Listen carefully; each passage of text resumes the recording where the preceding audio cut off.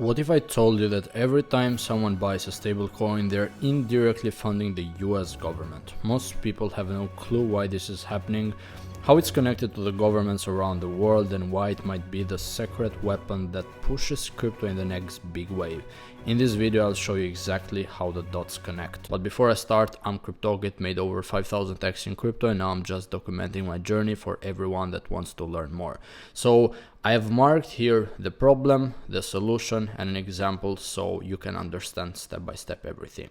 So here's the problem that Trump administration and the government of US noticed when they actually came and saw this. So for the first time since over 2 decades, we see foreign central banks holding more gold than treasuries.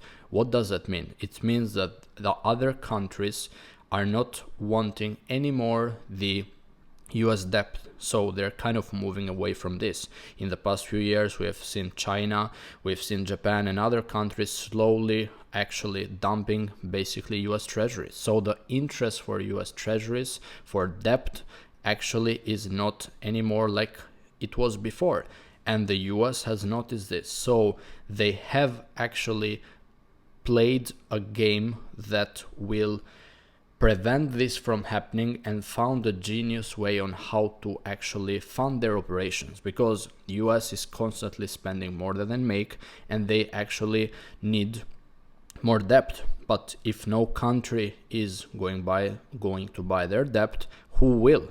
And this is what Trump administration has started from the beginning. It's a really genius move that they started, and a lot of people didn't understood when it kind of just started away. But it's a really important mechanism in all the US government. So what happened? Trump administration came and they actually passed the Genius Act stablecoin bill. What does that mean? It means that every stablecoin needs to be backed one by one with a treasury bill. So basically, if one USDT, you hold one USDT, it means that USDT needs to hold $1 worth of a treasury bill. Same for USDC, same for all stablecoins that are regulated in the US.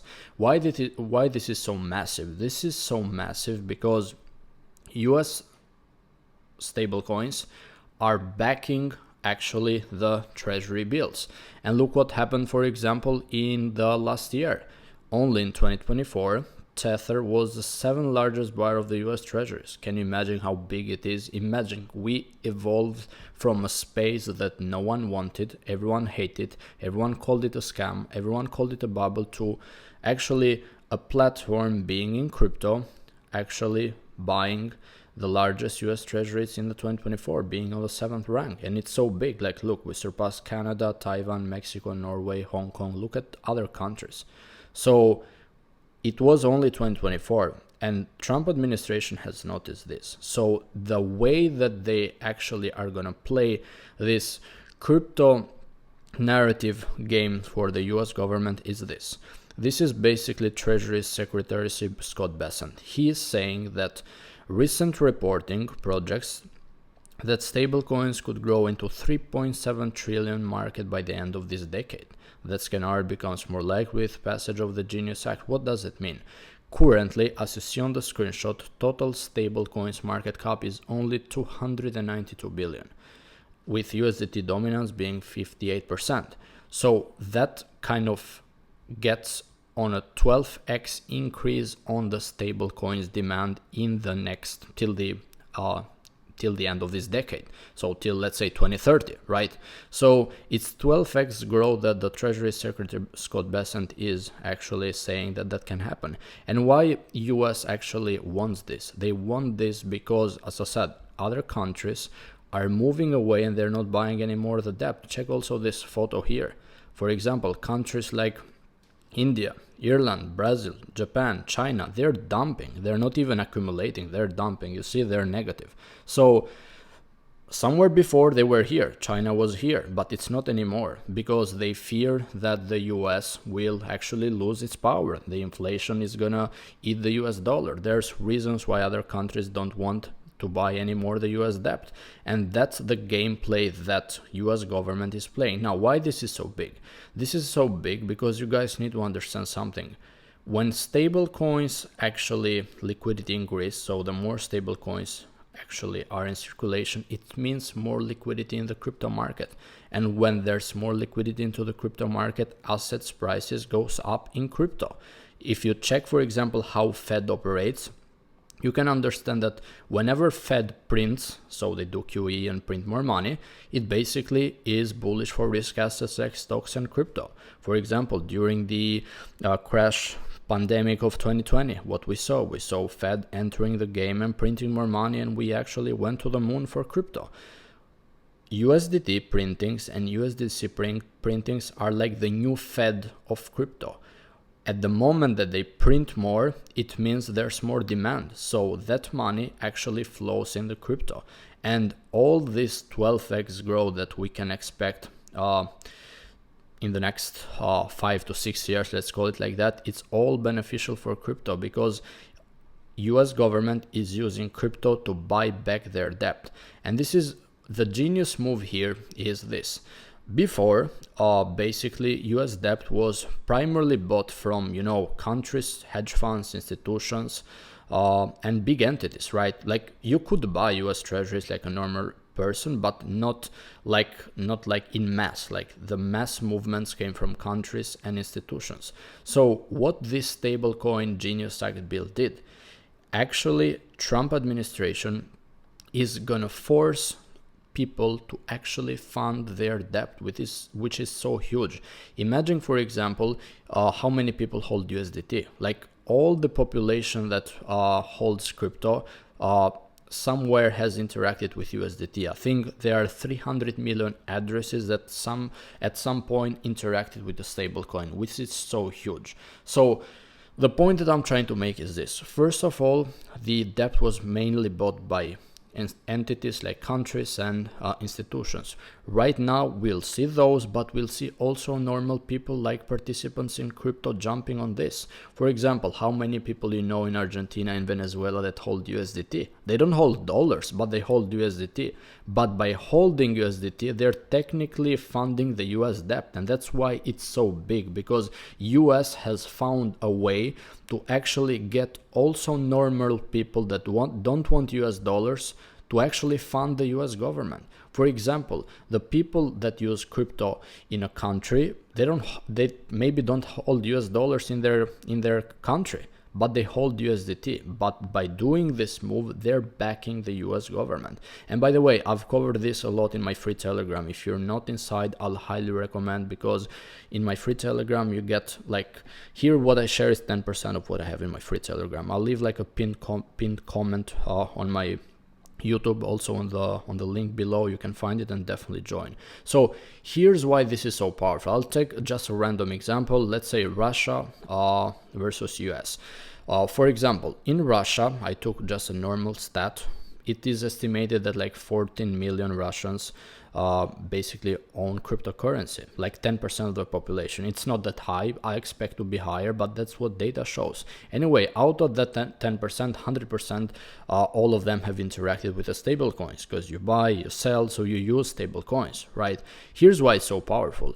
Let's theoretically say, just taking a random example so you can understand it better, let's say US enters a war with Russia. By Genius Stablecoin Act bill, Russian people, even if they don't want, they're indirectly funding the US government. And this is why it's so huge. This is why other countries are kind of starting to notice. And a few weeks ago, I saw one of the Russian people telling that US is going to use stablecoins to basically fund their debt and to pay their debt. So it's true. That's what they're gonna do, and that's why those countries are fearing that. Because let's get back to the scenario that I told you. Let's say Russia enters a war with US, and when wars start, they need to print money. They need more money. But if 10% of the population is holding a stable coin like USDT, it means that Russian people indirectly are funding the US government, because As I said, 1 USDT is 1 worth of treasury bills, right? So Trump administration has found a really genius way to actually force other peoples on other countries to fund their debt, which is so huge. And what does it mean? Basically makes the US dollar stronger and the currency of Russia weaker, because the demand for the currency of Russia kind of moves away. And I know that in your mind you might be like, yeah, but why let's say Russian people need to hold USDT? Russian government can go and create their own stable coins and actually not allow people to hold USDT. That's true. They can definitely do it. But you have to understand two things. The reason why they're going to hold USDT is because it's the biggest crypto, it's the biggest stable coins in crypto. USDT, USDC, like USDT dominance is 58%. So if you are an investor, would you trust USDT and USDC or some random stable coins that your country created? Of course that's what people want, that's what people buy, that's what people feel safe to store their assets, because it's been in this market for many years and proven to work, rather than some brand new thing that you don't know how it's backed or who controls it. So this is the first thing. Second is, if the country will basically tell you that you're gonna pay a penalty, or if you use USDT or USDC you're gonna go to jail or stuff like that, you know what US governments can do? What they have done this year so far: tariffs. US can tell European people and other countries to not buy any more oil from Russia. They're gonna put tariffs on Russia, that they're gonna force it in a way that it's gonna destroy them to not allow people to use USDT. Let's say, I'm just taking Russia as an example, let's take Germany. Germany creates their own stable coins and tell people to buy only that and not hold USDT, USDC, because it's not regulated. You know what Trump can do? Tariffs. You're not going to allow people to hold our stable coin? Good, I'm going to impose 20% tariffs on you. And that's what he has done. So he's going to use tariffs as a force for people that don't want to use their technology and fund the US government. So I tell you this because this is so huge, and the only thing that benefits the most from this is crypto, because they need this thing to go up. And once this goes up, you need to understand that the prices will go up like crazy, and they will continue to go up. So I hope you understood it. I hope you change your targets if you're a bit bearish about crypto, because this is something that governments want, and it's not about a bull run or a 4-year cycle anymore. I'm not saying the 4-year cycle will 100% break, but this is a driven force that might actually push the market to go higher than we all expect, because it's a way that US government has to fund their operation. It's not just some, crypto is going to go up, 4-year cycle, bull market top, and that's it. I wouldn't be surprised if this bear market we call just, 6 to 7 months crash, and then we go again for another rally, because it's all about this. Time will tell, but it's very important to understand this concept, and don't forget to join on my free Telegram, because there's a lot of stuff you can learn.